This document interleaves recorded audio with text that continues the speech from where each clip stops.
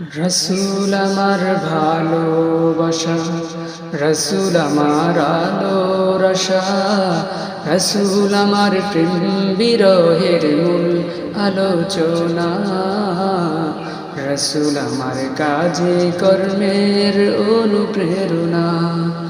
আশা হতো জীবন যখন দুর্বিষহ লাগে, ব্যর্থ এবং পরাজিত স্মৃতিগুলো জাগে, তখন তোমার শৈশব কৈশোর জানায় সান্ত্বনা।